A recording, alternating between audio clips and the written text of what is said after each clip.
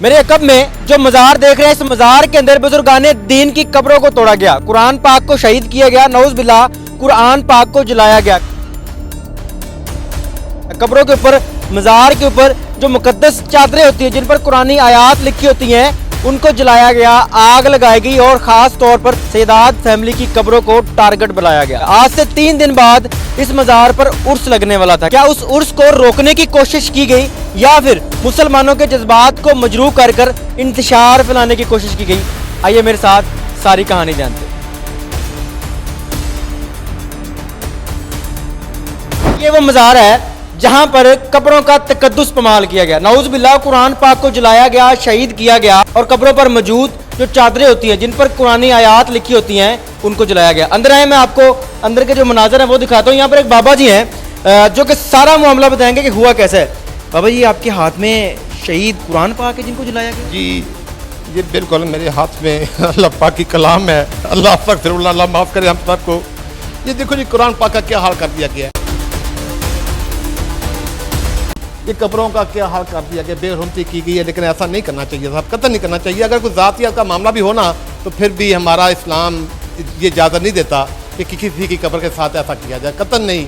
अगर किसी गैर मुस्लिम की कब्र भी हो ना, तो हमारा मतलब इस्लाम ये इजाज़त नहीं देता कि उसके साथ भी ऐसा सलूक किया जाए। कुरान पाक जलाए गए और किस तरह जलाए गए? मेरा ख्याल है तकरीबन कुछ 10-12 के राउंड बाउंड कुरान पाक थे, जो मैंने अपने हाथ से बांधे चादर में। वो हमारे इलाके के DSP साहब आए थे, नवाज सयाल साहब, तो उन्होंने कहा ये बांधे, हम ले जाते हैं ताकि लोग देख देख के फिर उधर इंतशार ना फैले। इस वजह से वो ले गए हैं ताकि अमन व अमान बाढ़ रहे, ठीक है ना।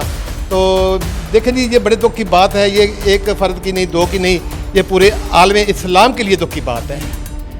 ये कुरान पाक हम सब के लिए है ना, हम जिसने भी कलमा पढ़ा सबके लिए कुरान पाक है।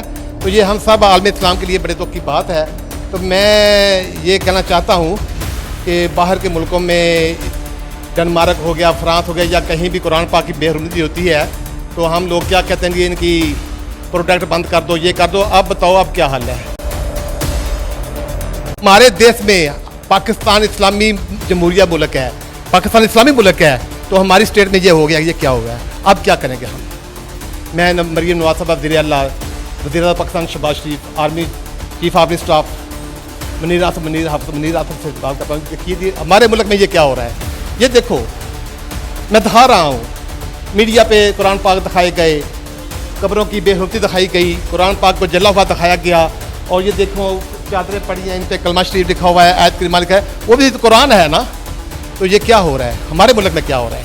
कुरान पाक नऊज़ बिल्लाह इन चादरों के ऊपर आग लगा के ऊपर रख के जलाए? जी, जो सुना है, देखा तो नहीं था उस वक्त, मैं बाद में आया था। सुना है कि कुरान पाक इधर इकट्ठे किए थे, कब्र पर रख के, तो उनके ऊपर से चादरें रख के उसको आग लगा दी थी।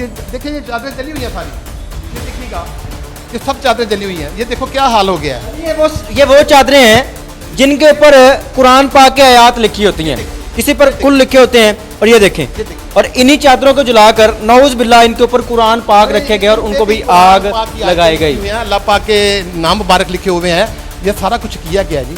तो ये कोई, ये तो मैं समझता हूँ कि जिसने ये किया उसका किसी मतलब से कोई तल्लक नहीं है। तो मेरे ख्याल से इंसानियत से ताल्लुक उसका इंसानियत से सबसे बढ़कर जो मज़हब है ना, वो इंसानियत है।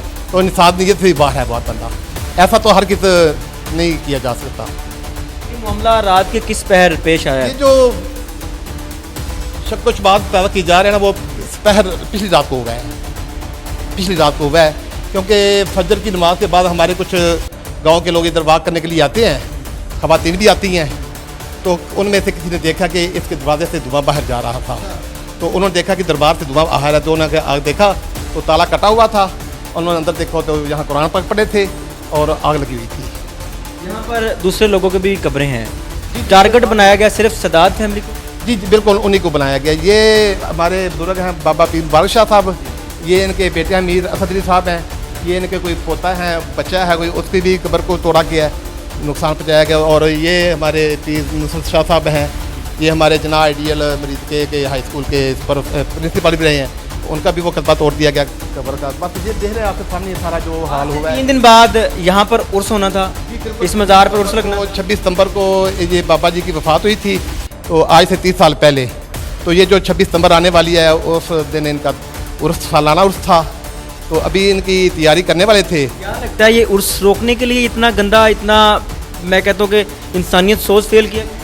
देखें जी, मैं समझता हूँ ऐसा क्योंकि उर्स एक तो नहीं हो रहा, बड़े बुजुर्गों के उर्स हो रहे हैं, तो ये ऐसा भी सोचना नहीं अच्छा, मैं नहीं समझता, ऐसा भी मुनासिब नहीं है ऐसा करना।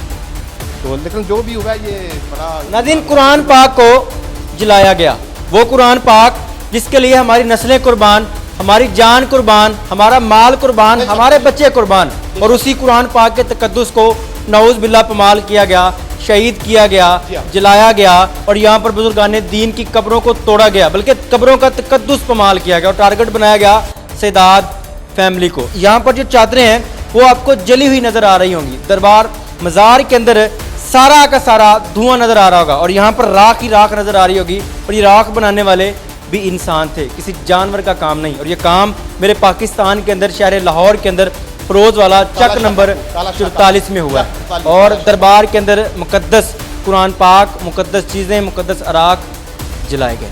बाबा जी क्या कहना चाहेंगे, कितने लोगों का ये काम है, कितने लोग ये करते हैं? जी मिनिमम 2 तो ज़रूर हैं। मिनिमम अगर लिए जाए तो 2 आदमी का काम है, एक आदमी तो इतना काम नहीं करता था, ना इतनी जरूरत करता है एक आदमी। 2 से ज़्यादा भी हो सकते हैं, लेकिन मिनिमम तो 2 होंगे। ये आइडिया है हमारा, 2 तो होंगे, क्योंकि देखो कितनी तोड़ फोड़ की है, तो किसी ने यकीनन रैकी भी की होगी, कोई आ ना जाए। ऐसे काम करने में वो करते हैं, सारा पूरा अपना इंतजाम करते हैं, सेफ्टी भी करते हैं अपनी। जो लोग ये काम करते हैं यकीनन उन्होंने अपनी रैकी भी के लिए बंदा बिठाया होगा बाहर, तो हमको देख ना ले ये काम करते हुए। तो आइडिया के 2 या उससे ज़्यादा बंदे होंगे।